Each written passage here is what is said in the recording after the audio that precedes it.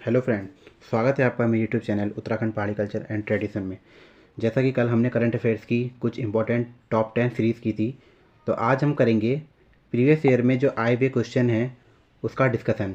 तो ये जो पेपर है ये है ROARO, जो ROARO 2016 में जो UKPSC द्वारा जो एग्ज़ाम कंडक्ट कराया गया था, तो उसमें आए हुए कुछ इंपॉर्टेंट क्वेश्चन का हम आज डिस्कस करेंगे।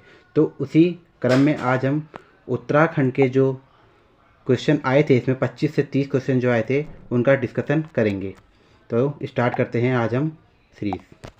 तो पहला क्वेश्चन है हमारा, 1947 में मरणोपरांत परमवीर चक्र से सम्मानित किए जाने वाले मेजर सोमनाथ शर्मा का संबंध कहाँ से था, मतलब किस राइफल या किस रेजिमेंट से था।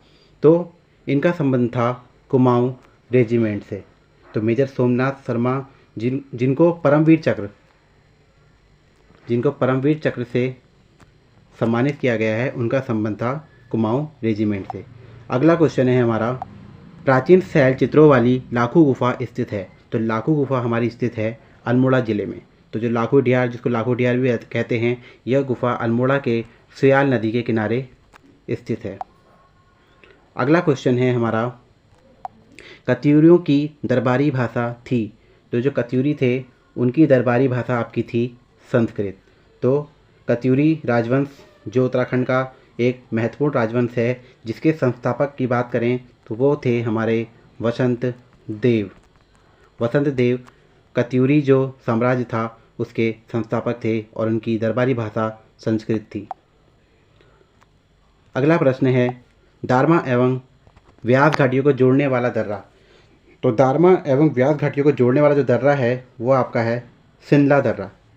सिंदला दर्रा दारमा और व्यास घाटियों को जोड़ता है। तो उत्तराखंड में बहुत से जो हमारे दर्रे हैं, पासेस हैं, जो एक स्थान से दूसरे स्थान को जोड़ते हैं। इसमें एक इम्पॉर्टेंट दर्रा है हमारा हिमाचल और उत्तराखंड के मध्य में, उसका नाम है आपका श्रीकंठ दर्रा। ये बहुत इंपॉर्टेंट क्वेश्चन है, हर एग्ज़ाम में इस तरह के क्वेश्चन दर्रों से आते रहते हैं। साथ ही जैसे उत्तरकाशी तिब्बत की बात करें तो मुलिंगला, थांगला, सांगचोकला आदि दर्रे उत्तरकाशी और तिब्बत के साथ मिले हुए हैं। बात करते हैं हम अगले क्वेश्चन की। तो अगला क्वेश्चन है, खतलिंग हिमनद जो है उसका उद्गम स्थान है। तो खतलिंग हिमनद से जो निकलती है कौन सी नदी है, तो वो है आपकी भिलंगना नदी। जो भिलंगना नदी है जो आगे भागीरथी नदी, जो भागीरथी नदी में आकर संगम में टिहरी में आके मिल जाती है, तो खतलिंग ग्लेशियर से आपकी भिलंगना नदी निकलती है। अगला प्रश्न है, निम्नलिखित में से कौन सा पर्वत पदीय नगर नहीं है। तो पर्वत पदीय जो नगर है, यानी कि जो फुट हिल होता है उसके बिल्कुल समीप जो नगर कौन सा नहीं है, तो वो रुद्रपुर नहीं है। बात करें हम टनकपुर की तो ये भी है, कोटद्वार गढ़वाल का जो द्वार है, हरिद्वार भी फुट हिल सिटी है। अगला प्रश्न है, सुप्रसिद्ध कैलाश मानसरोवर यात्रा जो गुजरती है वह गुजरती है आपकी लीपू लेक दर्रे से। लीपू लेक दर्रे से हमारी कैलाश मानसरोवर यात्रा गुजरती है। लीपू लेक दर्रा हमारा पिथौरागढ़ में स्थित है। अगला क्वेश्चन है हमारा, निम्नलिखित में से कौन सा एक उत्तराखंड में रेल यातायात का अंतिम बिंदु नहीं है। तो रेल यातायात का अंतिम बिंदु इसमें से लक्सर नहीं होगा। इसमें जो आपका है वो आपका लक्सर नहीं होगा, बाकी कोटद्वार भी अंतिम बिंदु है, देहरादून भी और काठगोदाम भी अंतिम बिंदु है।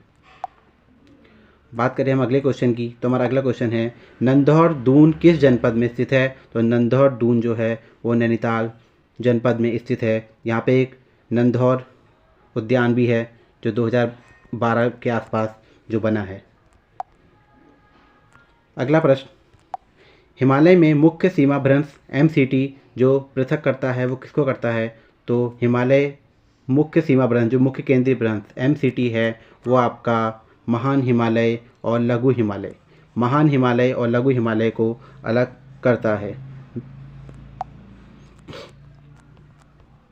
बात करते हैं हम अगले क्वेश्चन की। अगला क्वेश्चन है उत्तरकाशी का ऐतिहासिक नाम।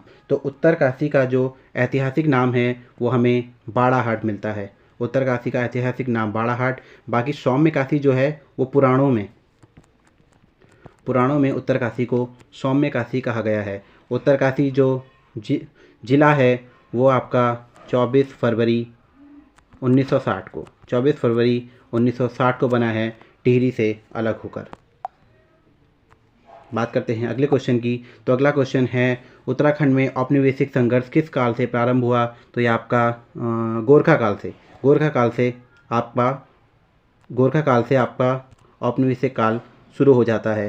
गोरखा काल जो बात करें तो 1790 में कुमाऊं में इनका शासन स्थापित हो जाता है और 25 वर्षों तक गोरखियाली शासन कुमाऊं में चलता है। उसके बाद 1815 में संगौली की संधि के बाद ये अंग्रेज़ों के हाथ में चला जाता है।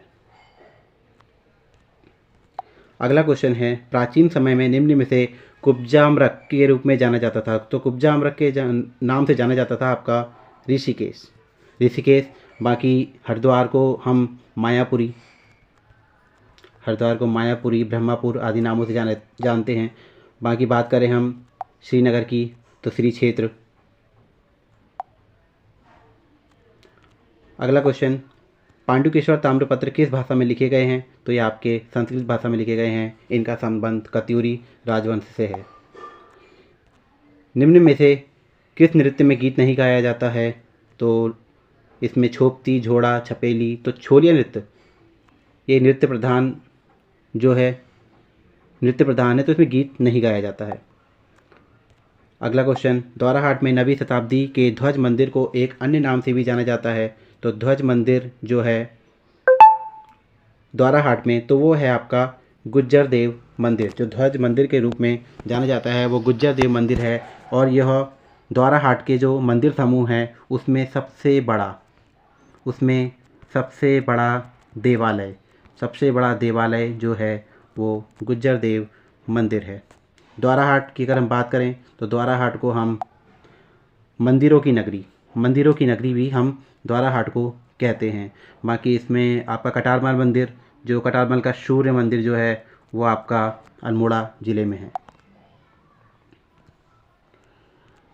अगला प्रश्न है निम्न में से कौन सी जनजाति भूमसेन देवता की पूजा करती है। तो भूमसेन देवता की पूजा करती है आपकी बोक्सा जनजाति। अगर हम बात करें उत्तराखंड में तो उत्तराखंड में हमारी 5 जनजातियां हैं जिनको 1967 में ST जनजाति का दर्जा मिला है। अगर हम बात करें उत्तराखंड की जनजातियों में तो आपकी जौनसारी, थारू, भोटिया, राजी और बोक्सा ये 5 जनजातियां उत्तराखंड में निवास करती हैं।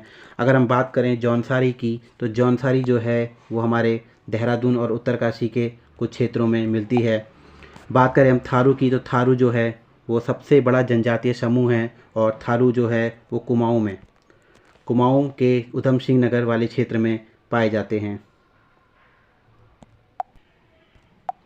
अगला क्वेश्चन हमारा है उत्तराखंड में पीतल नगरी की स्थापना की जा रही है। तो उत्तराखंड में पीतल नगरी की स्थापना जो की जा रही है वो आपकी अल्मोड़ा में की जा रही है। और बात करें हम अल्मोड़ा की तो यहाँ पे एक साइट है झिरौली साइट जो कि तांबे के लिए प्रसिद्ध है। अल्मोड़ा के में जो तांबे के उत्पाद हैं वो प्रसिद्ध हैं जिन्हें GI टैग भी इनको प्राप्त है। इसमें हम बात करें पिथौरागढ़ की तो पिथौरागढ़ में एक जगह है चंडाक में आपको मैग्नेसाइट की जो है खाने मिल जाएंगी। अगला है उत्तराखंड में 38वें राष्ट्रीय खेल। तो ये उस समय का करंट अफेयर्स है 2018 में उस समय शायद ये होने थे। बाकी उत्तराखंड की जो करंट अफेयर्स की जो वीडियो हैं 2022 की चाहे 2023 की तो मेरे चैनल में बहुत सारी वीडियो हैं। तो प्लीज़ फ्रेंड उनको आप ज़रूर वॉच करें और शेयर करें अपने फ्रेंड्स के साथ। अगला प्रश्न है उत्तराखंड में किस शहर को हाल ही में भारत के स्वच्छ शहरों की 61वां स्थान मिला है। ये भी उस समय करंट अफेयर्स है। तो इसमें उस समय देहरादून को मिला था, 2016 में देहरादून को मिला था। अगर हम बात करें अभी 2022 की जो 2022 में जो स्वच्छता रैंकिंग है, अगर भारत की बात करें तो इंदौर को इसमें प्रथम पुरस्कार मिला है। 6वीं बार शायद ये लगातार इंदौर को ही मिलता है।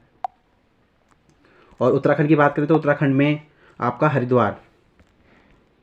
हरिद्वार को मिला है 2022 का बेस्ट गंगा